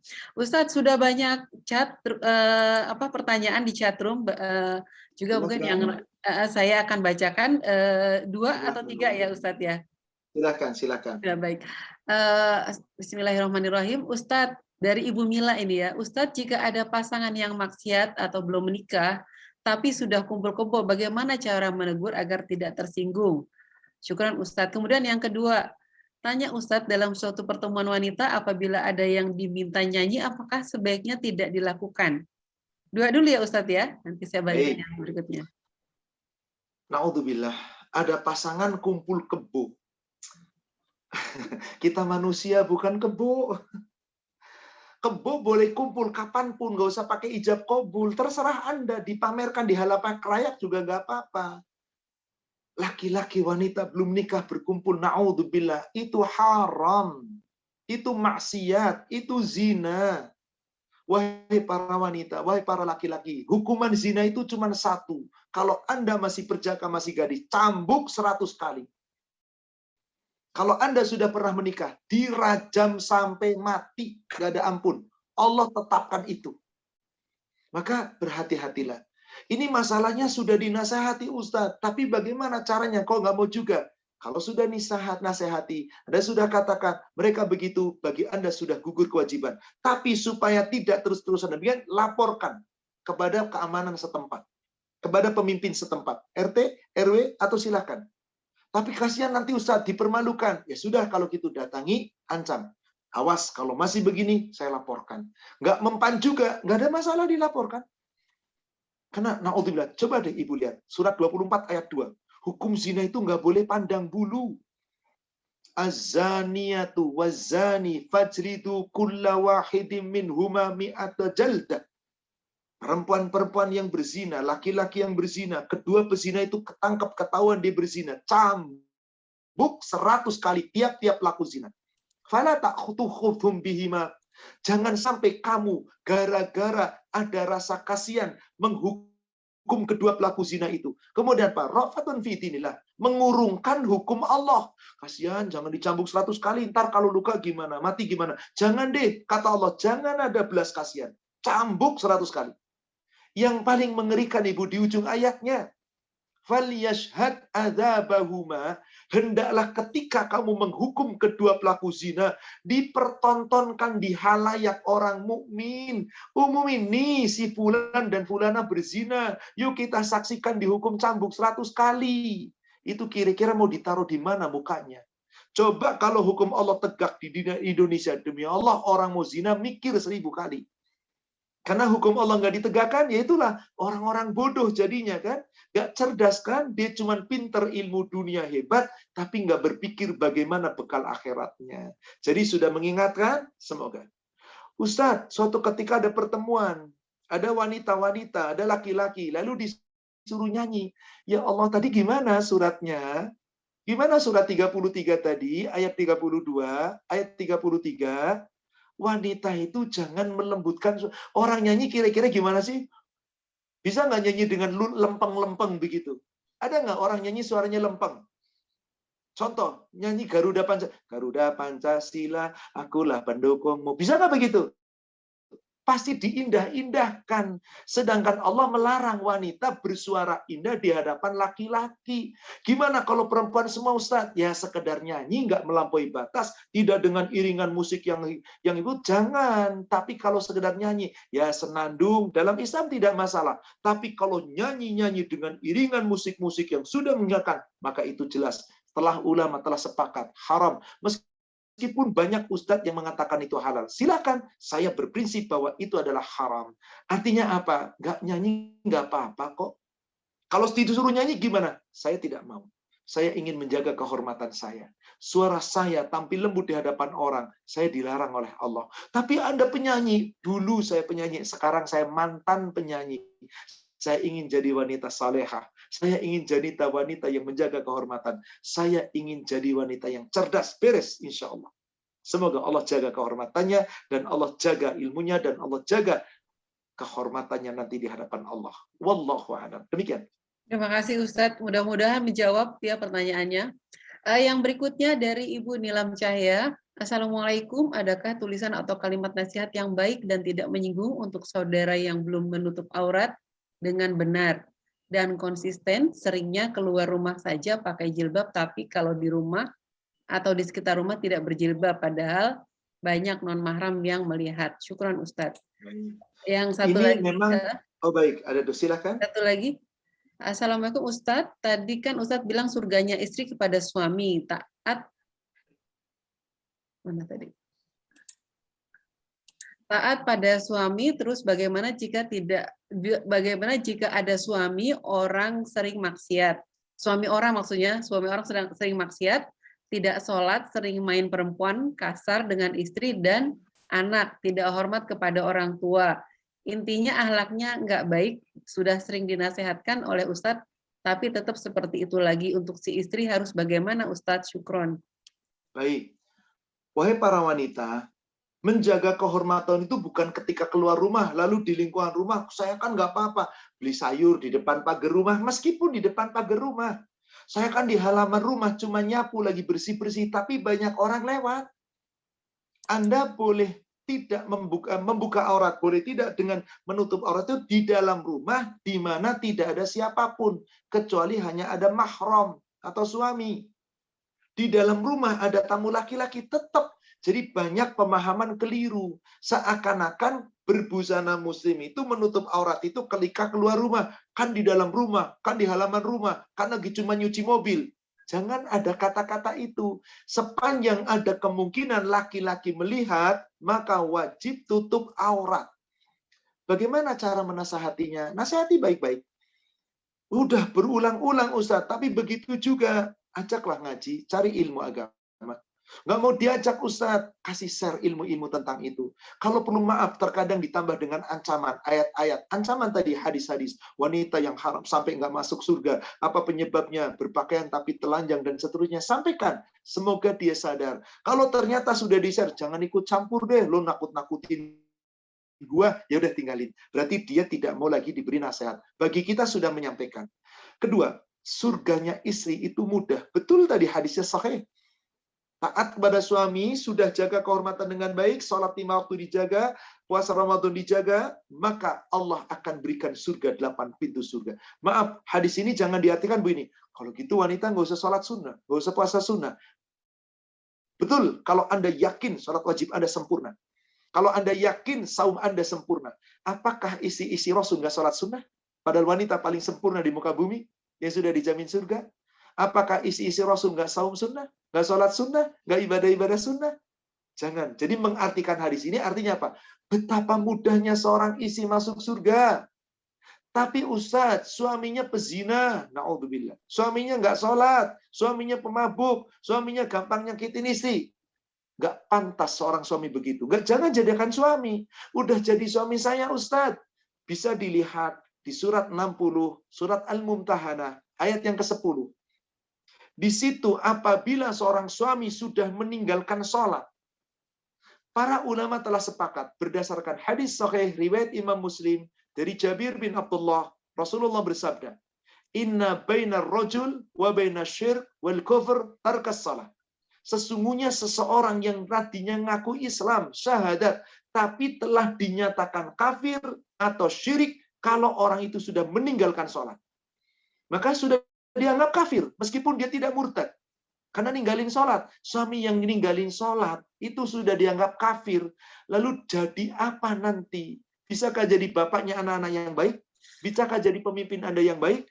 Karena suaminya tidak baik, ya Anda punya hak. Bagaimana haknya? Minta sama suami, Mas, tolong perbaiki. Nggak bisa, Ustadz. Satu jalan terakhir. Mumtahanah surat 60 ayat 10 adalah, Anda boleh meminta cerai dengan cara khulu. Karena suami seperti ini nggak bakal bisa jadi imam yang baik. Bagaimana anak-anak kita nantinya melihat bapaknya seperti itu. Maka jalan terakhir, kalau sudah tidak ada jalan lagi, perceraian. Wallahu a'lam. Demikian. Baik, terima kasih Ustadz. Untuk pertanyaan yang berikutnya tadi menyambung yang pakaian jilbab. Ada pertanyaan dari Ibu Sri Agustina, bagaimana kalau pakaiannya menggunakan celana panjang dengan blus atau hem, tapi menutup auratnya, artinya menggunakan celana panjang dan hem. Apakah itu Hem diperbolehkan itu atau bagaimana? pakaiannya laki-laki. Celana panjang itu pakaiannya laki-laki. Silakan wanita pakai celana panjang, silakan wanita pakai hem. Tapi Anda tetap pakai pakaian luar menutup jilbab. Maaf. Banyak sekali salah kaprah wanita memahami jilbab. Pakai celana, bahkan maaf, betapa banyak wanita pakai celana yang ketat, membentuk, legging. Pakai kaos ketat, pakai hem, pakai kemeja ketat. Cuman ditutup dengan kerudung. Itu bukan jilbab, itu khimar. Nutup kepala tok. Yang namanya jilbab itu adalah pakaian luar yang menutup seluruh tubuh. Sekurang-kurangnya adalah dari kepala sampai di bawah bokong. Kemudian pakaian bawahnya adalah gamis yang terus menutup sampai di bawah kaki. Tuh pakainya wanita. Jadi para wanita keluar rumah, pakailah kaos kaki, tertutup. Itu yang Allah inginkan. Ustadz ribet banget dong. Ya sudah, terserah Anda kalau Anda nggak mau diatur oleh Allah. Nggak masalah kok. Tapi semua perbuatan Anda akan dipertanggungjawabkan di hadapan Allah. Tapi Ustadz, kan saya kan di luar, saya kan bisnis. Anda bisa berargumen di dunia sama Ustadz, sama Kiai, sama siapapun. Tapi tolong argumen Anda, siapkan untuk nanti berargumen di hadapan Allah. Lihat surat 75. Surat Al-Qiyamah. Ayat 13 sampai ayat 15. Yunabba'ul insanu yawma idzin bima qaddama wa akhar. Semua manusia nanti, laki-laki atau perempuan, di hadapan Allah di padang mahsyar akan diberitakan semua yang kamu ikut aturan Allah, semua yang kamu lalaikan dari aturan Allah, yang nurut, yang membangkang, semua diberitahukan tentang semua perbuatanmu, cara pakaianmu, bicaramu, gerakanmu, semua nggak tertinggal. Balil insan ala nafsihi basirah. Bahkan seluruh manusia menjadi saksi seluruh amal perbuatannya sendiri di dunia. Walau alqa ma'adirah. Di akhirat nanti, meskipun dia mengemukakan alasan. Tapi kalau alasan itu nggak diterima oleh Allah, Anda jangan harap bisa mendapatkan rahmat Allah. Jadi alasan itu nanti di akhirat, Ibu. Silahkan deh di dunia mau ngapain, tapi Anda persiapkan. Anda tuh sedang menyusun disertasi di dunia ini. Perbuatan Anda tuh disertasi yang akan dipertahankan di hadapan Allah. Lulus apa enggak Anda untuk melalui jembatan Sirat? Kalau lulus bisa, kalau alasannya nggak diterima, nggak bisa. Subhanallah, berat betul. Maka dunia itu cuma sesaat, wahai para wanita, wahai para laki-laki, jangan terperdaya dengan nikmatnya dunia. Wallahu a'lam. Demikian. Baik, terima kasih Ustadz. Untuk pertanyaan selanjutnya dari Ibu Ami Sarmiati dan Ibu Nina, ini pertanyaannya mirip ya. Bagaimana wanita pemimpin tertinggi di perusahaan anak buahnya laki-laki? Kemudian bagaimana Ustadz bila dalam perusahaan atau pekerjaan wanita yang diangkat untuk pemimpin mempunyai anak buah laki-laki dan wanita? Itu pertanyaan seperti itu. Kalau dalam bisnis, jadi direktur, jadi komisaris, presiden direktur, paling tinggi, nggak apa-apa. Itu usaha kok. Khadijah itu presdir dalam perdagangan. Salah satu anak buahnya siapa?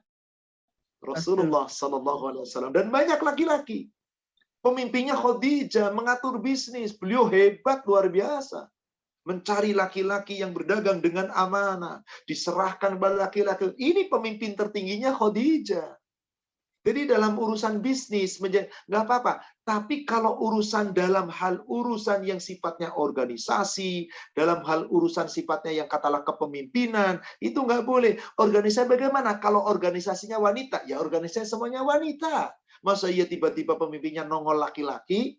Ya nggak apa-apa, organisasi wanita kok semuanya wanita. Jadi ibu pemimpin perusahaan, pemimpin tertinggi. Wong milik ibu perusahaannya kok. Anak buahnya laki-laki, manajernya laki-laki, kepala stafnya laki-laki. Anda boleh memimpin, asal syarat-syarat terpenuhi. Tidak berkhalwat, tidak berikhtilat, tidak menampakkan aurat. Silahkan Anda tetap menjadi seorang wanita. Yang salah adalah punya anak buah laki-laki. Ada tender, kemana? Keluar kota. Pergi berdua. Tapi hotelnya dipisah, Ustadz. Innalillahi wa inna ilaihi raji'un. Seorang wanita itu mau bepergian tidak boleh sendiri, kecuali dengan mahram. Seorang wanita saat itu mau berhaji. Suaminya lapor kepada Rasul. Ya Rasulullah, istriku mau haji. Aku sudah daftar peperangan, ghazwah, anu. Istriku mau haji sendirian, gimana? Batalkan peperanganmu, temani istrimu untuk haji. Wanita mau haji saja ditemani harus dengan mahram. Gimana jalan-jalan ke luar negeri? Gimana enjoy sama teman yang lain? Gimana hanya tugas dunia? Jangan dilalaikan dunia. Ingat, orang yang paling cerdas, orang yang paling takut sama Allah, orang yang ingat mati, yang membekali diri untuk kematian. Bukan berarti wanita nggak boleh jadi pemimpin dalam perusahaan, nggak boleh bekerja. Tidak, silakan. Tapi maaf, tetap wanita itu di bawah aturan yang ketat. Yang mengatur adalah Allah dan Rasul-Nya. Jika ingin membangkang, nggak ada masalah. Tapi tanggung jawab masing-masing. Demikian Ibu, wallahu a'lam. Baik, terima kasih Ustadz. Yang berikutnya dari Ibu Leli Warni. Assalamualaikum warahmatullahi wabarakatuh. Ustadz, saya mau tanya, bagaimana hukumnya seorang istri menggunakan uang hasil kerjanya sendiri? Kemudian tadi di surat An-Nisa, surat 4 ayat 32, laki-laki punya harta dari yang diusahakan. Perempuan punya harta yang diusahakan. Laki si perempuan punya harta sendiri. Kemudian menggunakan halal, nggak ada masalah. Apakah harus izin suami? Izin tidak perlu, tapi memberitahukan itu perlu. Contoh, ibu sebagai seorang wanita punya suami. Suami sudah mengatakan, kamu bekerja, kamu punya penghasilan, kamu berdagang, kamu berbisnis, kamu bisnis online dan sebagainya, kamu punya uang, uang itu milikmu. Dan suami wajib begitu. Gak boleh, tetap kamu kerja, sini uang milikku. Gak boleh. Ayat Al-Quran mengatakan isi punya hak kok, suami gak boleh ngiri. Nah, saat yang paling baik saat wanita mau berbagi, itu bukan izin. Beda kalau izin. Kalau izin itu kalau suami ngomong, gak boleh, berarti gak boleh. Tapi kalau memberitahu, Mas, aku mau sedekah kepada saudaraku. Mas, aku mau sedekah kepada orang tuaku. Mas, aku mau membantu orang-orang yang tidak mampu. Maka suaminya mengizinkan atau tidak mengizinkan, kalau itu hartanya istri, tidak mengapa. Tidak mengapa. Sebab itu mutlak milik istri. Harta peninggalan dari warisan warisan, harta pemberian orang tua, atau harta yang telah dia usahakan sendiri. Berbeda kalau istri nggak punya penghasilan apapun, harta itu milik suami dan suami yang titipkan kepada istri. Wajib setiap istri harus minta izin. Nggak diizinkan, nggak boleh. Kecuali harta yang telah menjadi haknya istri. Pernah suatu ketika ada seorang wanita bertanya kepada Rasulullah, "Ya Rasulullah, andai kata saya sebagai seorang istri mengolah harta suami, kemudian saya menggunakan untuk keperluan rumah tangga. Lalu ada keuangan yang aku sodakohkan, makanan yang aku sodakohkan. Bolehkah aku sodakoh tanpa izin suami? Apakah saya dapat pahala?" Atau Rasul apa? Siapa seorang wanita yang mengolah harta suami, lalu dia mengurusnya dengan baik, lalu dia bersodakoh dari harta suami tanpa merusak. Maksudnya tidak berlebihan, yang tidak sampai merusak anggaran rumah tangga. Maka wanita itu dapat pahala sempurna, suaminya dapat pahala sempurna karena suami yang nyari duitnya, dan pelayannya pun yang mengurusnya yang itu dapat pahala sempurna. Tiga-tiganya dapat. Jadi dalam hal yang kecil-kecil nggak perlu minta izin suami, nggak apa-apa. Contoh, ibu masak satu panci masakan sop. Kebetulan ada tetangga, ambil kirimkan satu mangkok besar. Mbak, tolong Mbak kirimkan ke tetangga depan. Gak usah, Mas, aku mau ngirimin semangkok. Gak usah, ribet suaminya juga. Dikit-dikit ngomong gak usah. Jadi hal-hal yang seperti itu tidak perlu. Tapi kalau ibu punya kelebihan belanja, katakanlah pegang duit 10 juta, tetap ini amanah suami, laporkan. Mas, ada kelebihan 10 juta. Ya sudah, untukmu. Bebas, sudah jadi milik ibu. Tapi kalau ya sudah kamu pegang, maaf, bukan milikmu loh kalau kamu pegang. Berarti suatu ketika kebutuhan rumah tangga, tiba-tiba ibu ngasih ke sana 5 juta, ke sini 2 juta, ke sini 1 juta, sisanya tinggal 2 juta, tanpa izin, dosa Anda.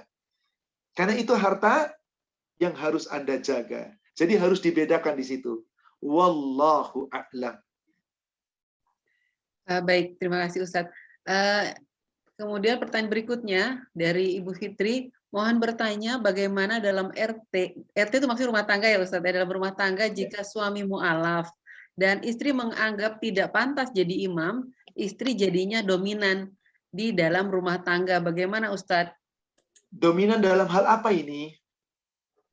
Kalau dalam hal tentang urusan agama, didik anak dia, kemudian mengajarkan anak lebih dominan. Ngatur rumah tangga karena dia lebih tahu tentang itu dominan. Suaminya setuju, nggak masalah.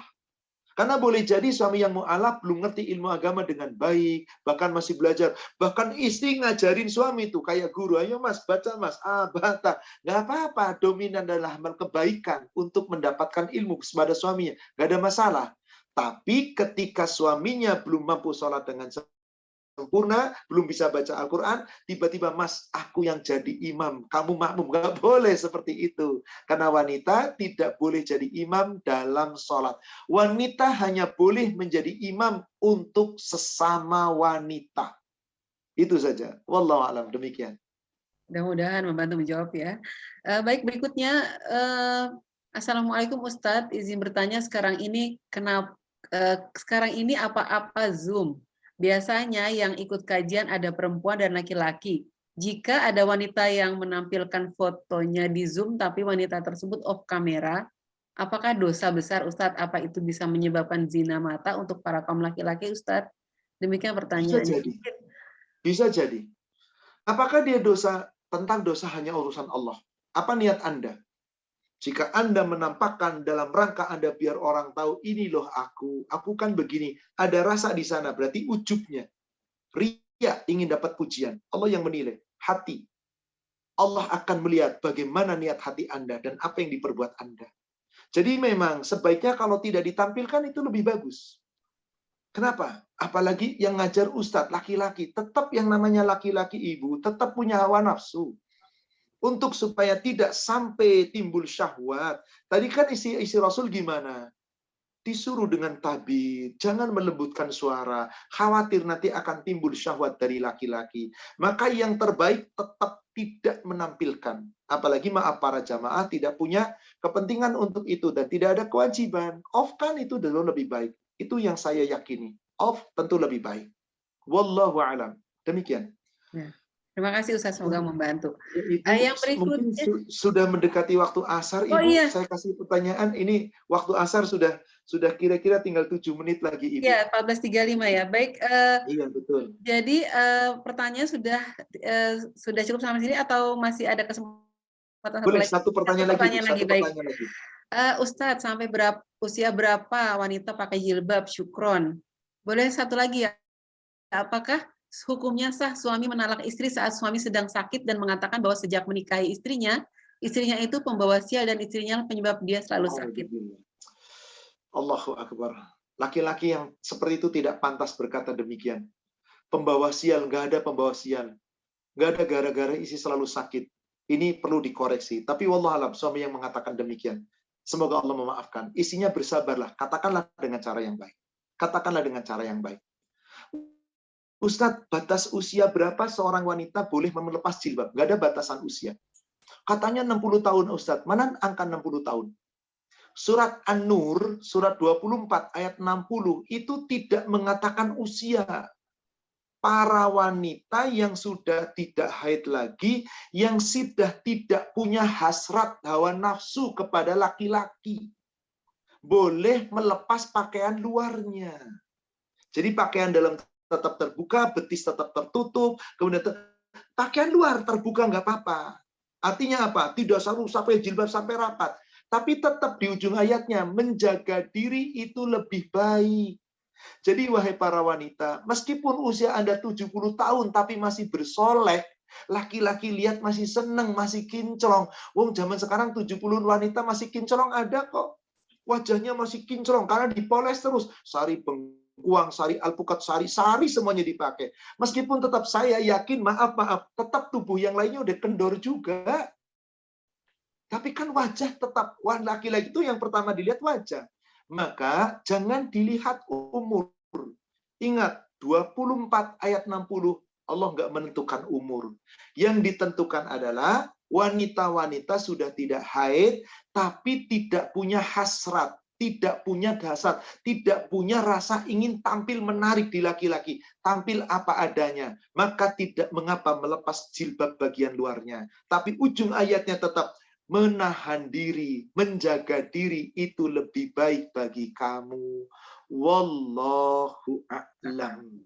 Demikian Bapak Ibu sama sekalian, saya doakan semoga semua jamaah yakni Katimus Q dan juga Triti Q, dan saya juga mendoakan semoga yakni Tahfiz El-Makin sedang membangun asrama. Semoga Allah berikan kemudahan, kelancaran. Semoga Allah jadikan barokah, dan semoga para peserta dan semua ibu-ibu atau siapapun yang menggagas itu dan yang melaksanakan itu diberikan oleh Allah pahala yang berlipat ganda. Amin ya rabbal alamin. Oleh Allah kemudahan, diberikan kelapangan, dan insya Allah mendapatkan ampunan serta bersama meraih ridhonya. Amin. Demikian Ibu jamaah sekalian dan Bapak jamaah sekalian yang bisa kami sampaikan. Dari kami cukup ini, dan tentu kebenaran hanya dari Allah, yang benar dari Allah dan Rasul-Nya. Yang salah saya yang menyampaikan, dan tentu kita semua yang penuh dengan kekurangan dan kekhilafan. Semoga Allah memaafkan dan mengampuni dosa kita. Kami cukupkan dari kami. Billahi taufik. Subhanaka Allahumma wa bihamdika asyhadu an la ilaha illa anta astaghfiruka wa atubu ilaik. Alhamdulillah. Assalamualaikum warahmatullahi wabarakatuh. Waalaikumsalam warahmatullahi wabarakatuh. Terima kasih Ustadz atas tausiahnya yang luar biasa. Mudah-mudahan kita semua mendapat manfaatnya dan bisa mengamalkan ilmu-ilmu yang tadi disampaikan Ustadz. Tadi sudah Ustadz tutup dengan membacakan doa kafaratul masjid, kafaratul majlis. Jadi saya akan bacakan satu hadis. Siapa yang menempuh jalan untuk mencari ilmu, maka Allah akan memudahkan baginya jalan menuju surga. Mudah-mudahan kita semua Allah tempatkan di surga terbaiknya. Amin, amin ya rabbal alamin. Baik, saya juga mohon pamit. Saya sama-sama Ibu, saya mau siap-siap. Mohon maaf atas segala kekurangan. Wabillahi taufiq wal hidayah. Wassalamualaikum warahmatullahi wabarakatuh. Waalaikumsalam.